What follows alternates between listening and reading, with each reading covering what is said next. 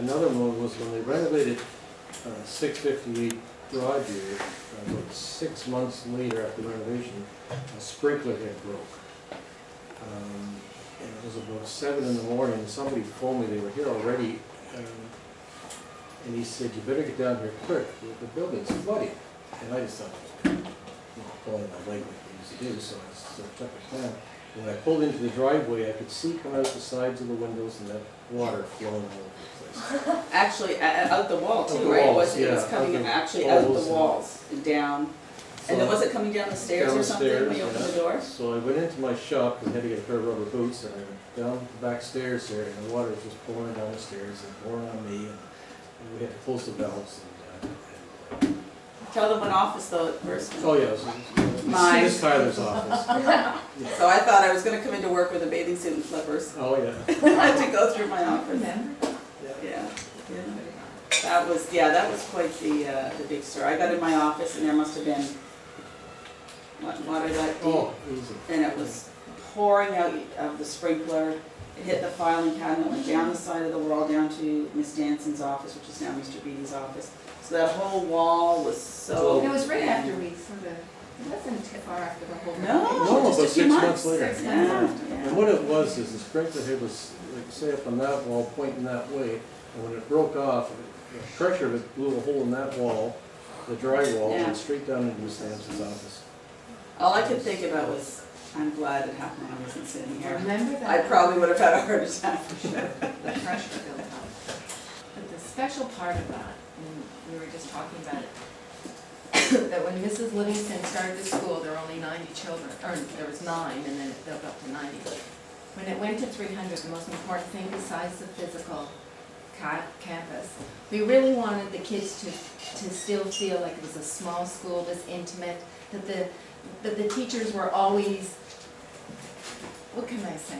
That the teachers were special to the children were special to the teachers, so that it still had a heart. And that's the whole thing about Montcrest. It has a heart, it has this magical feeling, and I think even though there are 300 kids here today, it still has that really special feeling. Because as we grew, we kept that in mind. We wanted to keep the classrooms small. We wanted to keep that intimate feeling of the buildings. And each building has a different character, don't you think? Yes, for sure. Really does, because we had different architects on every single building. But everybody that was involved, it was strange, because as we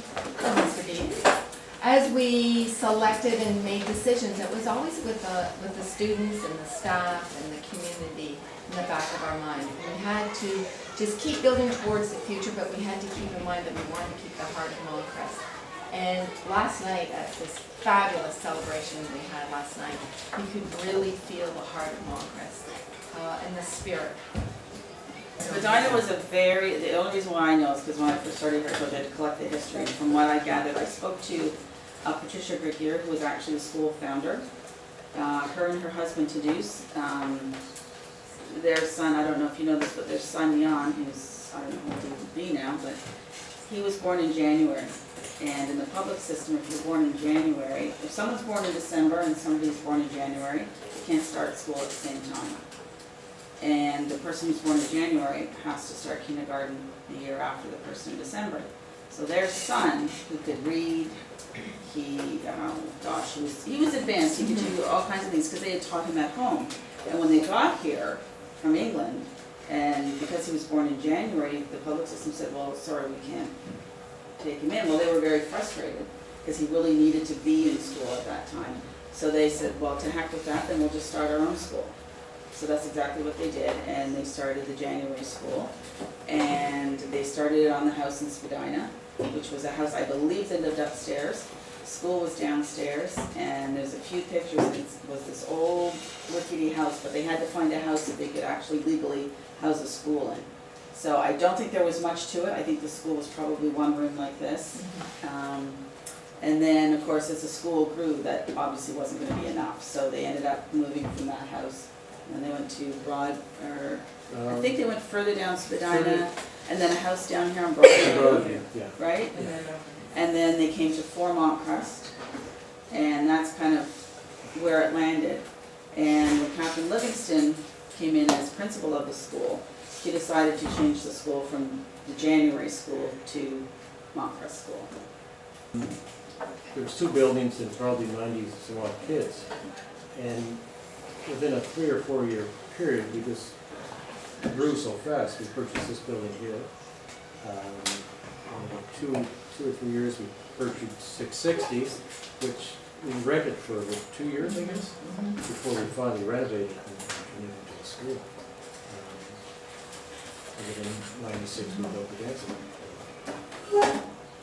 And one of the things that, and this is a bit related to it, when I first started with Montcrest, and it was so small, and it started to grow, as Ernie said, and then they were talking about, you know, perhaps going it further. My daughter was already in grade 8, and my son was in grade 6, I believe, and one in grade 1. And I was thinking, oh my goodness, Montcrest is so amazing, where are they gonna go next? Like high school, I have to start worrying about that.